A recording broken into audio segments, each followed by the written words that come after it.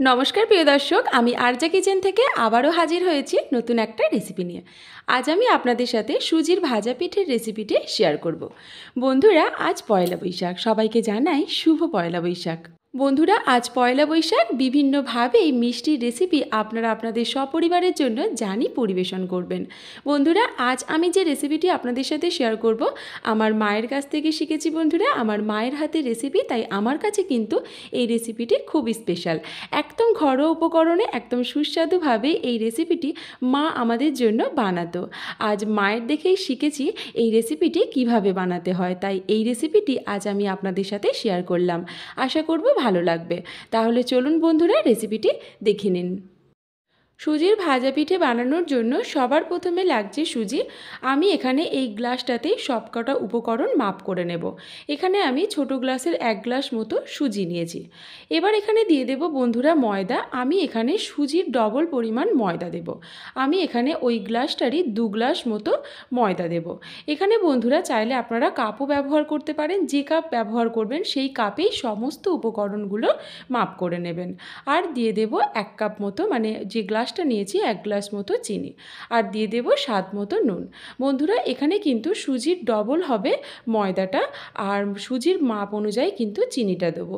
যদি আপনারা খুব বেশি মিষ্টি পছন্দ করেন তাহলে কিন্তু অবশ্যই এতে চিনির পরিমাপ একটু বাড়িয়ে দিতে পারেন। এবার বন্ধুরা এতে হালকা কুসুম গরম জল দিয়ে দেব। এতে কিন্তু একদমই বন্ধুরা ঠান্ডা জল ব্যবহার করা যাবে না।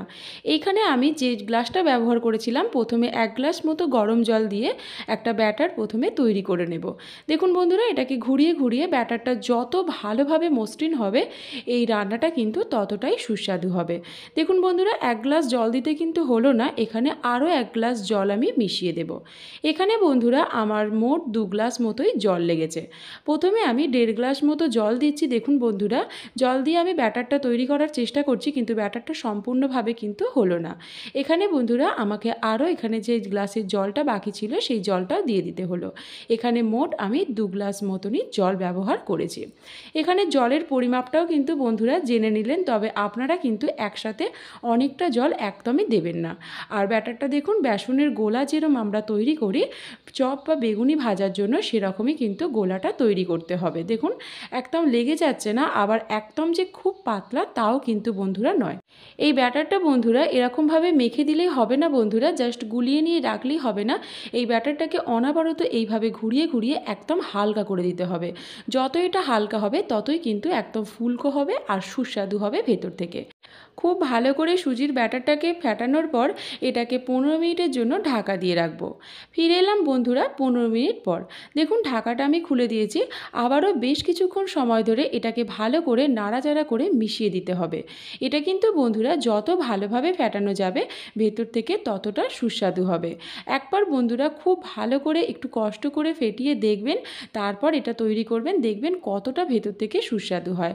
আর বন্ধুরা এটা খেতে কোনো বাচ্চা থেকে বয়স্ক মানুষেরও কোনো রকম অসুবিধা হবে না। বেশ কিছুক্ষণ ধরে ফেটানোর পর এরকম একটা ডাবু হাতা নিয়ে নিয়েছি বন্ধুরা, এই ব্যাটারটা তোলার সুবিধের জন্য। এরকম ডাবু হাতা ব্যবহার করলে ব্যাটারটা সুন্দরভাবেই তোলা যাবে, আর এগুলো একদম গোল গোল হবে। এবার বন্ধুরা চলে এলাম পিঠাগুলো ভাজার পর্বে। আমি এখানে একটা কড়াতে বেশ কিছুটা তেল দিয়ে দিয়েছি। তেলটা যেন একদম ডুবো তেলে ভাজা যায় সেই মতোই কিন্তু তেলটা নিতে হবে। তেলটা খুব ভালো মতো হয়েছে কিনা দেখে নেওয়ার জন্য অল্প একটু দিয়ে দেখে নিলাম, এগুলো ভেসে উঠেছে, তার মানে জানতে হবে যে তেলটা খুব ভালো মতোই হয়ে গেছে। এবার এতে 1 হাতা করে নেব, যে মিশ্রণটা আমি তৈরি করেছি সুজির মিশ্রণ থেকে 1 হাতা করে নেব, আর একটা করে করে আমি ছেড়ে দেব। দেখুন বন্ধুরা সঙ্গে সঙ্গে কিন্তু একদম ওপর দিকে উঠেছে, আর এটা এতটাই যে ফুলকো হবে আর ভেতর থেকে একদম জালি জালি হবে, একদম নরম আর তুলতুলে হবে ঠান্ডা হওয়ার অনেকক্ষণ পর পর্যন্ত। এটা যদি আপনারা ফ্রিজের মধ্যেও রেখে দেন, যদি পরের দিনও খান, তাহলেও দেখবেন একদম নরম আর সুস্বাদু হয়ে আছে। দেখুন বন্ধুরা এতটাই ফুলেছে যে এটা কিন্তু উল্টোতে অসুবিধে হচ্ছে।